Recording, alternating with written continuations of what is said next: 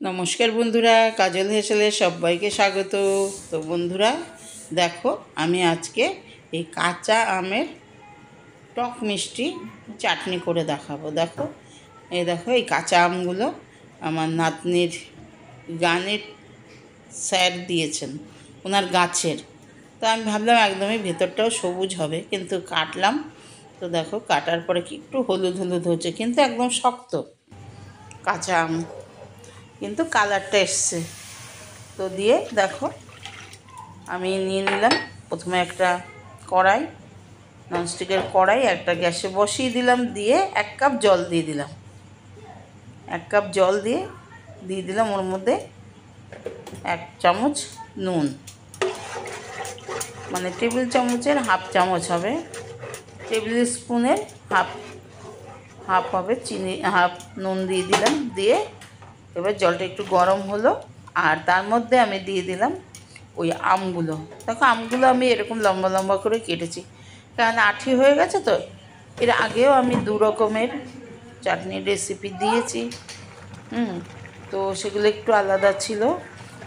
আর এটাতে কোনো ফোড়ন পড়বে না, কোনো মশলাও পড়বে না, একদম ফোড়ন ছাড়া, মশলা ছাড়া এই চাটনিটা হবে। তো বন্ধুরা দেখতে থাকো। আমি জানি তোমরা আমার থেকে অনেক সুন্দর সুন্দর করতে জানো, কিন্তু আমি কিভাবে করছি সেটাই তোমাদেরকে আজকে শেয়ার করে নিচ্ছি। তো দেখো, দেখো সিদ্ধ হয়ে গেছে।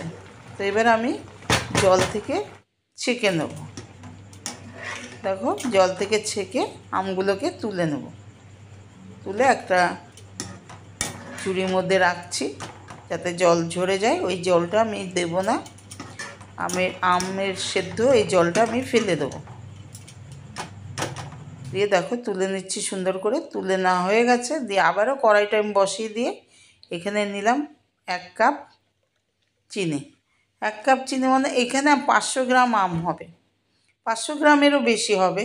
কিন্তু যেহেতু গাছের আম দিয়েছে, আমারও তো ওজনটা ঠিক বলতে পারবো না, কিন্তু আমি মিষ্টিটা খুব কম দেবো। এখানে আমি 200 গ্রাম চিনি দিলাম। চিনিটা এখানে 200 গ্রাম দিলাম, আর ওখানে তো 500 গ্রামেরও বেশি হবে। কেননা আমাদের বাজার থেকে 1 কিলো আম এনেছে, অনেক সব 5টা আমে 1 কিলো হয়ে গেছে। তো যাই হোক, এটা 500রও বেশি, তার জন্য আমি অতটুকু চিনি দিলাম। 200 গ্রাম দিয়ে দেখো, চিনিটা একদম গলে গেল, একদম ফেনা ফেনা মতো হচ্ছে, মানে একটু চিটচিটে হয়ে গেছে চিনিটা গলে। তারপরে আমি দেখো এই সেদ্ধ করা আমটা দিয়ে দিলাম। তো হার্ডলি 3-4 মিনিট ফুটালেই হয়ে যাবে আমার চাটনি। তো বন্ধুরা, তোমাদের কাছে আমার আজকের এই চাটনির রেসিপি যদি কোনো অংশও ভালো লেগে যায়, তাহলে লাইক, শেয়ার, কমেন্ট করতে ভুলবে না। দেখো, আমি আগে নুন দিয়েছিলাম জলে, দিয়ে সেদ্ধ করে নিয়ে জলটা ফেলে দিলাম। তো তখন দিয়েছিলাম রেগুলার যে আমরা রান্নার নুন, সেটা। এখন আমি দিয়ে দিলাম বিট লবণ, এটাতে গন্ধটাও ভালো লাগবে, চাটনিটা টেস্টটা আলাদা হবে। তো দেখো, আর 1 মুঠো নিয়ে নিলাম, একটু কাজুগুলো আমি টুকরো করে নিয়েছি, কাজু আর কিশমিশ দিয়ে দিলাম। দিয়ে এটা একটু ফুটতে দেবো, একটু ঢাকা দিয়ে ফুটতে দিলাম, যাতে সব মানে চিনিটা আমের গায়ে একদম অ্যাবজর্ব করে। ওর জন্য চিনিটা একটু শিরা শিরা হয়ে গেছে। এই দেখো, হালকা হাতে নেড়ে দিচ্ছি, কেননা আমটা তো সেদ্ধ করাই আছে, ওর জন্য। ব্যাস হয়ে গেছে। এবার দেখো, আমার চাটনি কিন্তু রেডি।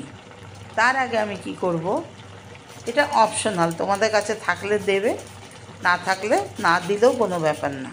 যেহেতু এখানে কোনো মশলা, আমি ফোড়ন কিছুই দেইনি, তার জন্য আমার ঘরে আম আদা ছিল, আম আদা গ্রেট করে দিলাম।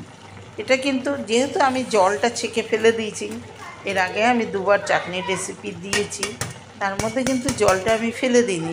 ওই জলটা দিয়েই চিনিটাকে আমি শিরা বানিয়ে তারপরে চাটনিটা করেছি। কিন্তু আজকে যেহেতু আমি জলটা ফেলে দিলাম, তার জন্য আমি দিয়ে দিলাম একটুখানি গ্রেট করা আম আদা।